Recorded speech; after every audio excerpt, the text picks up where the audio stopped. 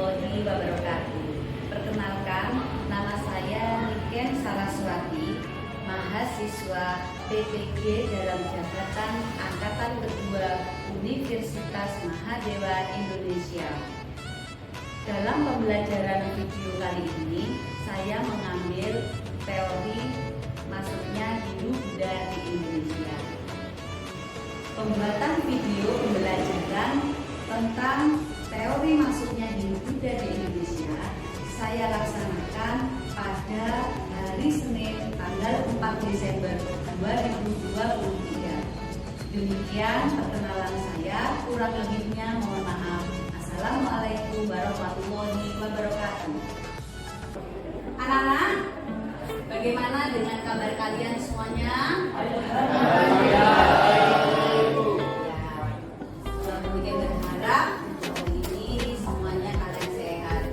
Tampaknya ada beberapa siswa yang tidak masuk, nanti bisa demikian ketahui ketika demikian mengabsen siapa yang masuk dan tidak masuk ya. Kurang kayaknya ini siswanya ya.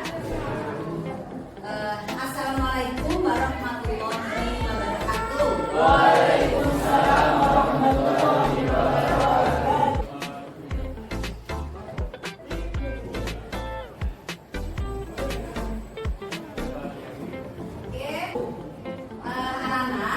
Pada pertemuan hari ini, Bu Niken akan menyampaikan bab baru ya.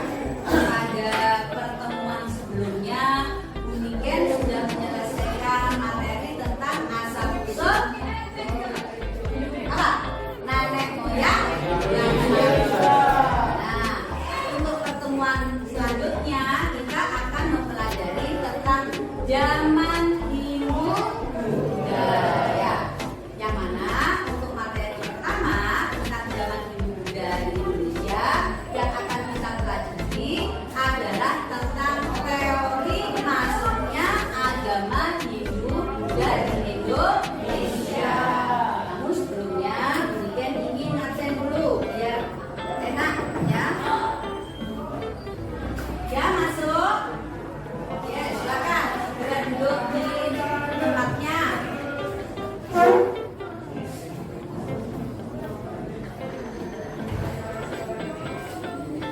Wahibat ini ya yang masuk.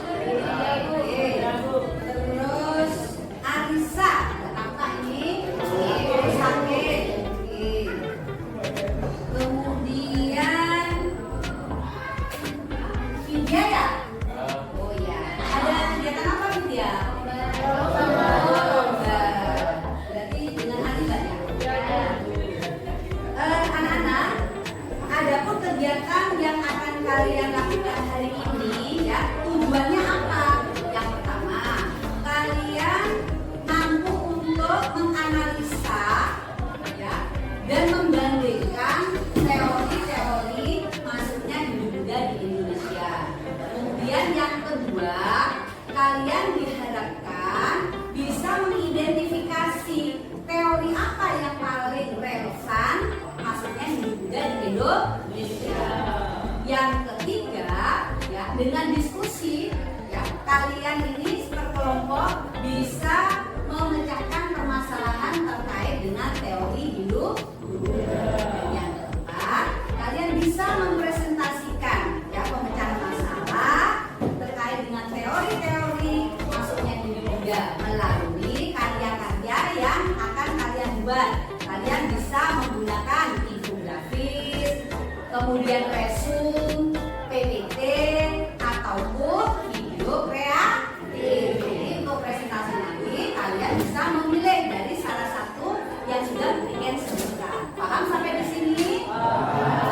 Kemudian langkah-langkah yang harus kalian lakukan untuk hari ini adalah yang pertama, nanti Bu Niken akan menayangkan video terkait dengan teori masuknya Hindu Buddha di Indonesia. Kemudian langkah berikutnya kalian akan berikan kelompokkan, jadi sudah sesuai dengan kelompok masing-masing ya. Yang ketiga, nanti kalian akan berikan LKPD, dan LKPD ini kalian diskusikan dengan kelompoknya masing-masing, menemukan pemecahan masalahnya. Kemudian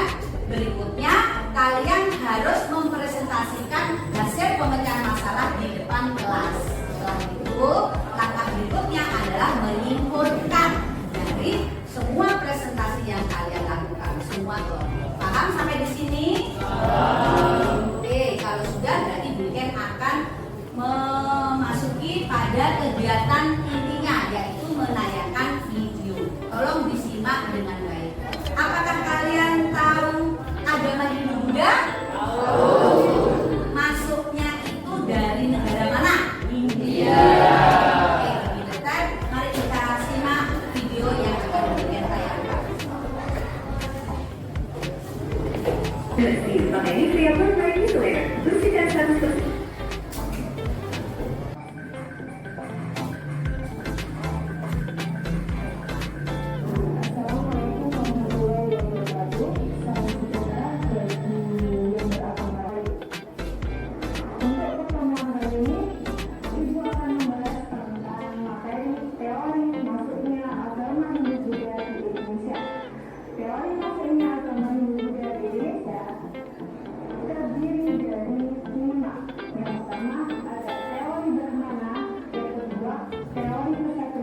Yang ketiga, teori Larissa, dan yang keempat yaitu teori Suda, dan yang terakhir ada teori arus balik. Apa itu pengertian dari masing-masing kelima teori tersebut? Mari kita simak penjelasan setelah ini. Yang pertama ada teori Brahmana. Yang dimaksud dengan teori Brahmana itu apa? Teori yang menyatakan bahwa agama Hindu Buddha masuk ke Indonesia itu dibawa oleh golongan Brahmana. Siapa itu Brahmana? Brahmana adalah golongan biksu, biksuni atau pendeta.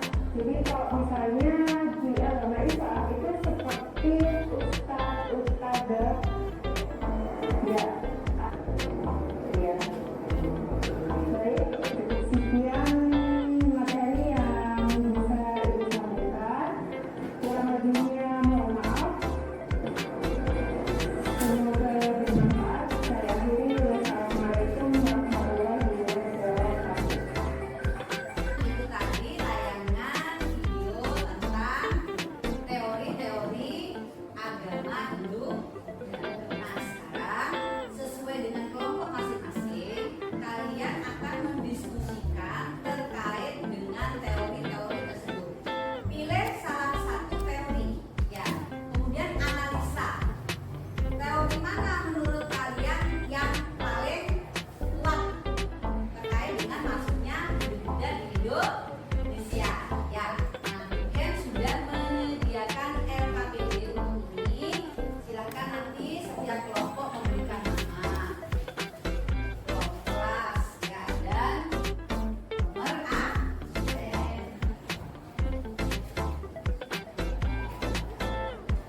Minta tolong. Hasil diskusinya kalian presentasikan, bisa dalam bentuk apa tadi? PPT, resume, kemudian infografis atau video. Silakan bisa dimulai. Waktu mendiskusikan dan membuat PPT atau hasil karya 20 menit. Bisa dimulai dari sekarang. Siapa ini?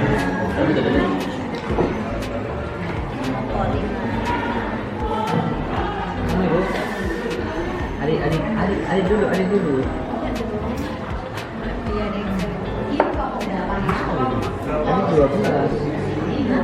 Tidak bisa kerja.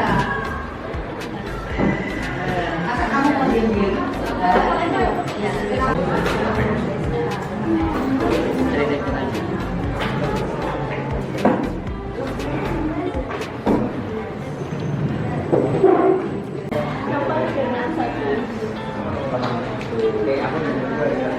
Panggil Mas Kemal lagi.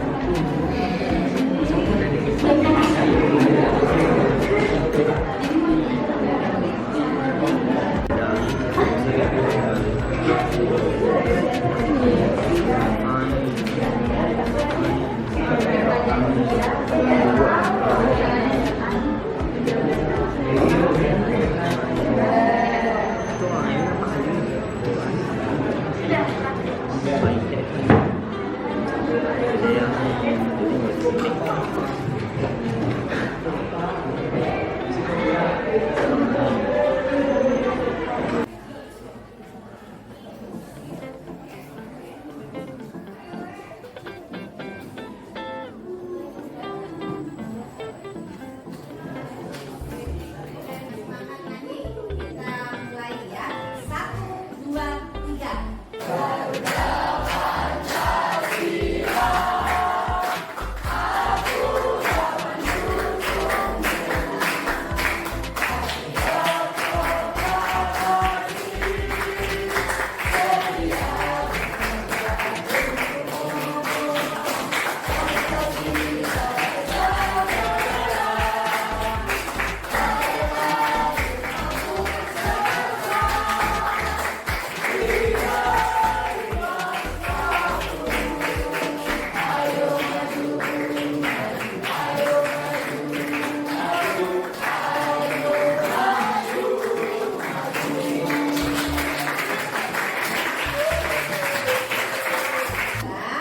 waktunya masing-masing kelompok untuk mempresentasikan hasil diskusinya. Mohon semuanya aktif biar kalian akan mendapatkan nilai yang baik. Ini adalah nilai terakhir untuk semester 1 ya. Jadi upayakan kalau kemarin nilai formatifnya sudah bagus, ketika sekarang presentasi bagus, nanti nilainya ada di nilai tersebut. Nilai 6. Assalamualaikum warahmatullahi wabarakatuh.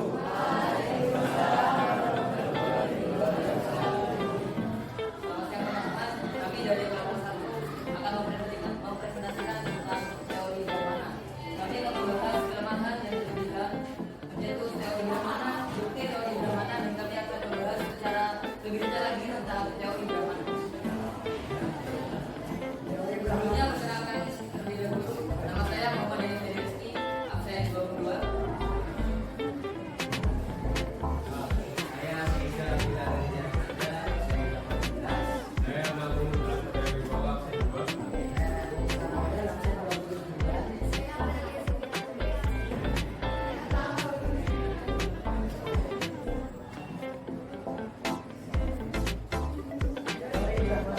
Teori Brahmana menyatakan bahwa agama Hindu dan Buddha masuk ke Indonesia dibawa oleh kaum Brahmana dan diberikan kepada penguasa di Indonesia.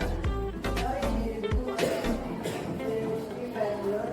Teori Brahmana ini dikemukakan atau dipelajari oleh orientalis University Bangalore. Teori ini menunjukkan kembali bahwa penyebaran agama Hindu ke Indonesia dibawa oleh golongan Brahmana.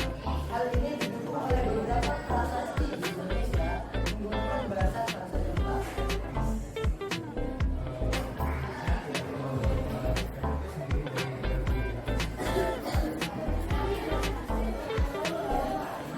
Yang kertas biar audiennya dengar. Dengar apa enggak? Yuk. Teori Brahmana yang merupakan teori maksudnya agama dan kebudayaan di Indonesia. Indonesia ini disebutkan oleh seseorang yang masuk dalam jenis masyarakat kecil bernama Jenderal Frederick Manhattan. Adanya teori Brahmana, adanya prasasti pada masa kerajaan Hindu Buddha. Hanya Brahmana yang dapat baca dan tulis bahasa serta menggunakan seseorang. Bahasa dalam kitab Weda dan upacara keagamaan merupakan tugas dari Brahmana. Oke, sebuah teori itu mempunyai kelemahan dan kelebihan. Dan yang itu, saya akan menjelaskan kelemahan teori Brahmana. Kelemahan teori Brahmana adalah fakta bahwa pada masa itu kaum Brahmana dilarang menyeberangi lautan dan meninggalkan hutan lainnya. Dengan demikian, kedatangan kaum Brahmana ke Indonesia untuk menyaksikan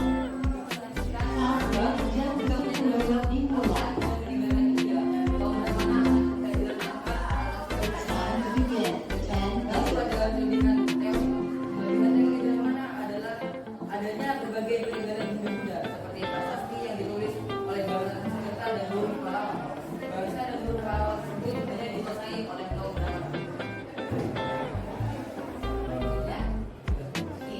Mungkin dari apa yang dipaparkan oleh kelompok 1, dari kelompok lain ada yang ingin bertanya. Kepada kelompok Brahmana, sebenarnya apa sih pengaruh peninggalan teori Brahmana itu sama Indonesia? Terima kasih. bangsa 21. Di sini saya ingin bertanya terkait bagaimana sistem pemerintahan Indonesia sebelum mendapat pengaruh dari Hindu-Buddha tersebut. Baik, terima kasih. Baik. Keadaan pemerintahan itu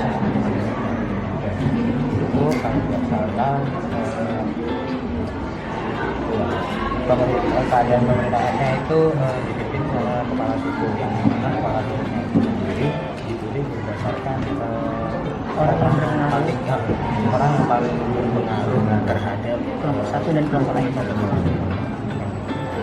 Hukum, seni, dan budaya, dan juga yang lain-lainnya masih banyak. Akan kami berikan fakta juga jika pemerintahan, yaitu adanya kepercayaan raja itu sebagai keturunan dewa. Kalau di hukum itu adanya hukum mana kalau di seni itu adanya seni dan juga wayang kulit. Dan juga yang terakhir adanya upacara dan masih banyak. Ya, betul. Oke, silakan dijawab untuk pertanyaan yang kedua. Oke, untuk pertanyaan kedua sendiri tadi dari kelompok 5. Bagaimana keadaan pemerintahan sebelum Hindu-Buddha? Sebelum masuknya Hindu-Buddha ke Indonesia, pemerintahan di Indonesia sendiri yaitu adalah kepala suku. Nah, kepala suku sendiri ini dipilih berdasarkan orang yang paling berpengaruh antara kelompok satu dengan kelompok yang lain. Apakah sudah? Ya, presentasi dari kami. Semoga bermanfaat. Wassalamualaikum warahmatullahi wabarakatuh. Assalamualaikum warahmatullahi wabarakatuh. Selamat siang semuanya. Pertama-tama di sini kami dari nomor 2 yang akan membahas tentang teori kesatria.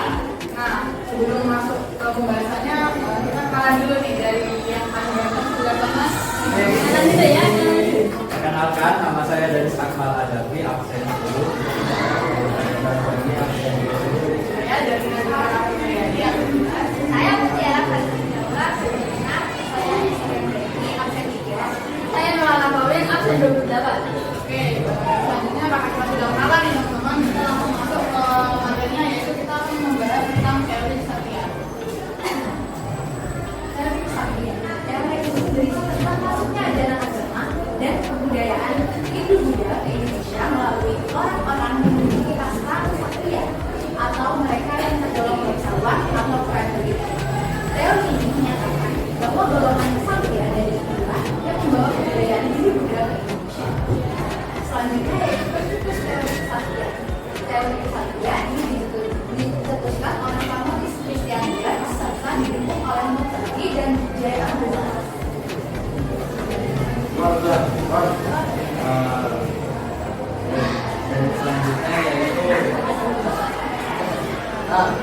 Selanjutnya yaitu adalah sejarah dan perkembangan masuknya agama Hindu dan Buddha ke Indonesia berawal melalui jalur perdagangan. Pada masa itu, sebelum bangsa kolonial datang ke Nusantara, Indonesia melakukan transaksi perdagangan dengan bangsa asing, terutama Tiongkok dan India, yang merupakan pusat agama Hindu dan Buddha terbesar di Asia. Oke, yuk, menentukan waktu. Untuk isi teori kesatria, dan dua kerajaan ini mengalami kerusuhan karena adanya perintah kekuasaan. Para penguasa golongan kesatria yang kalah melarikan diri ke Nusantara dan mendirikan koloni di sana. Mereka pun menyebarkan ajaran dari budaya agama itu dan kepada masyarakat lokal di Nusantara. Jadi deh, singkatnya nih ya, adanya konflik kerajaan India, bentuk kesatrianya kalah, terusir dari kerajaan, menjauh dari tanah sengketa, lalu mereka ke Asia Tenggara dan termasuk Indonesia dan mendirikan koloni di sana. Nah, di sini ada sanggahan dari teori kesatria sendiri. Yang pertama itu ada belum bukti konkret terkait kedatangan kesatria itu, dan kesatria itu belum bisa baca bahasa Sanskerta. Jadi ya, itu perbedaannya. Sekian dari kelompok kami. Dari apa yang sudah dijelaskan dari kelompok kami yang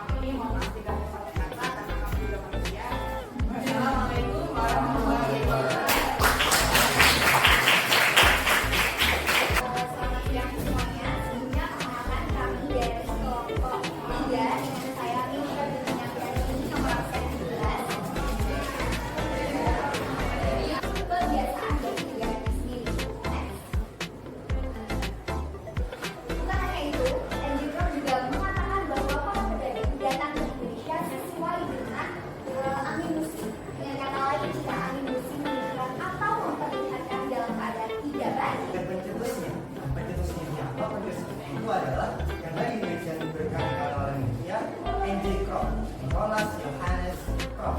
Nah, Nicholas Johannes Krop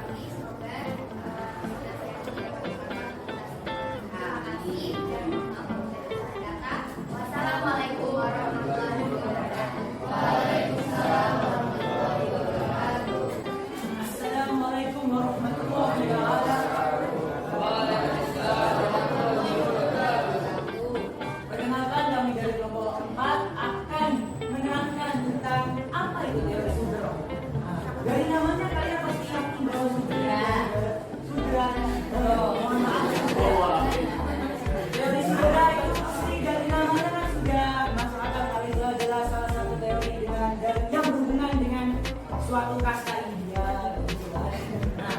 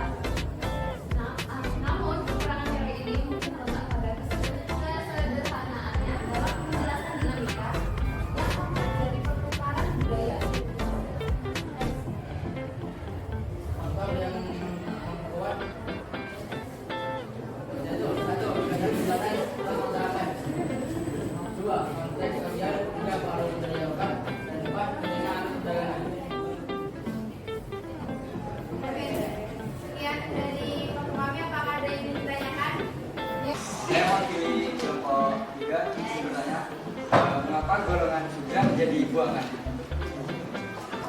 Mengapa kaum sudah menjadi golongan?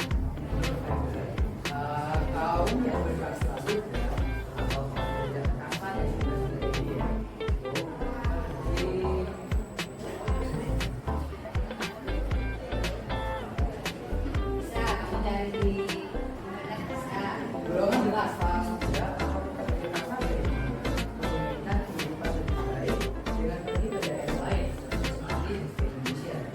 Selain itu, Paus Surya keluar dari India dan datang ke Indonesia karena ingin mendapatkan pendidikan dan ingin lebih. Ada yang bertanya lagi? Tidak ada? Oke, kalau tidak ada, silakan untuk kelompok 4 bisa menghadiri presentasinya. Nah, segitu aja presentasi dari kelompok 4 dari kelompok sudah. Dan terima kasih kepada Del telah memberikan pertanyaan dan meminta maaf kalau ada kesalahan. Ya, terima kasih. Wassalamualaikum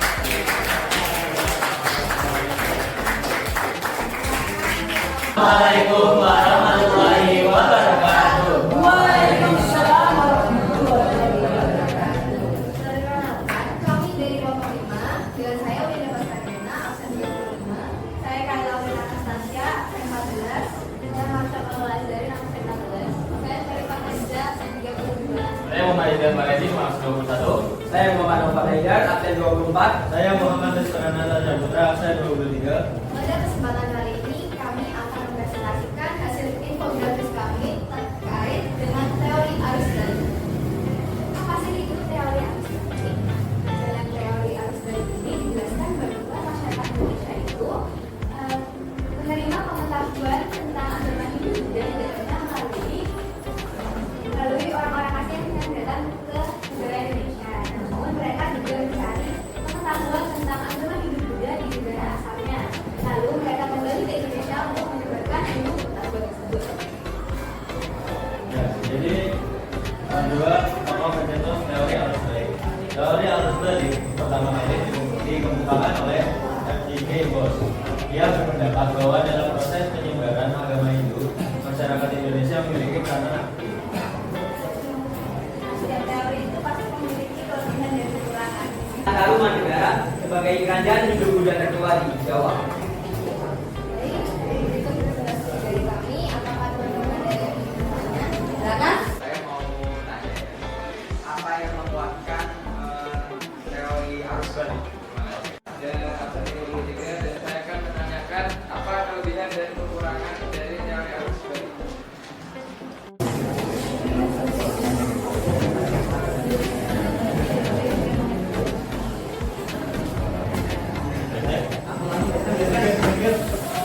Adanya bukti berupa prasasti Nalanda. Nah, kemudian dari teori arus balik itu ada juga karena orang Indonesia kan banyak belajar ke India, berarti bahasa yang digunakan untuk persebaran Hindu Buddha di Indonesia adalah bahasa Indonesia. Jadi orang-orang Indonesia lebih paham terkait apa yang dipaparkan oleh orang yang sudah belajar di India. Terus untuk pemahamannya yaitu masyarakat Indonesia itu masih diyakini sebagai masyarakat yang pasif, jadi teori ini masih belum tahu kebenarannya itu benar atau enggak.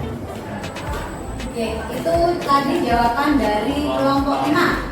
Mungkin Apa yang menguatkan teori arus balik? Saya akan menjawab. Ini adalah jawabannya yang sudah dimention oleh Mbak Dija tadi. Kebenaran teori arus balik ini dikeluarkan dengan bukti sejarah berupa beberapa prasasti di beberapa lokasi. Prasasti pertama adalah prasasti Nalanda di India yang berisi pembangunan negara untuk raja dari kerajaan Sriwijaya. Jadi buktinya itu nggak hanya di Indonesia, tapi di India juga ada. Ini dia bukti prasasti Nalanda yang di India itu. Sudah paham Mas Danis? Sangat paham. yang tadi sudah bisa mengetahui pemaparan dari masing-masing kelompok, di mana di Indonesia dengan masuknya agama Hindu dan Buddha ini ya diawali dengan adanya 5 teori ya, yang mana masing-masing teori ini memiliki apa? Kelemahan dan kelebihan masing-masing. Nah, sekarang dari apa yang kita pelajari ini sedikit kalian bicarakan dengan kelompok. Berarti yang terkuat yang paling relevan terkait dengan 5 teori yang masuk ke Indonesia ini teori yang mana? Silahkan nanti Nanti kalau sudah saya beri waktu beberapa menit ya untuk menyimpulkan dari apa yang kita pelajari dari 5 teori tersebut. 5 teori itu nanti bergabung menjadi 5 teori itu nanti bergabung menjadi satu teori yang besar. Kenapa? Kemungkinan kalau teori Waisya kan selalu beragam. Mereka itu dia mengalami peperangan dan mereka harus berjuang mencari pertolongan dari itu.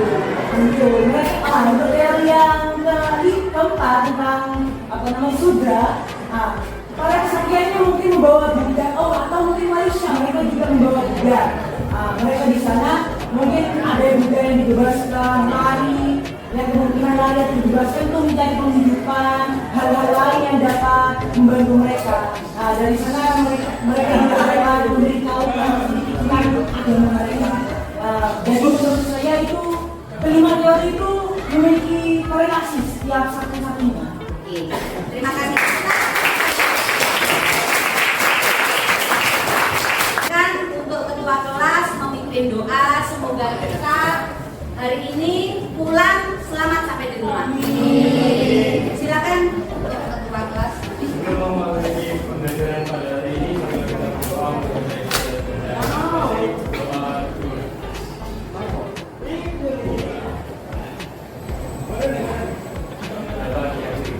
Oke, kurang lebihnya mungkin mohon maaf, dan minggu depan kita akan memasuki ujian Akhir.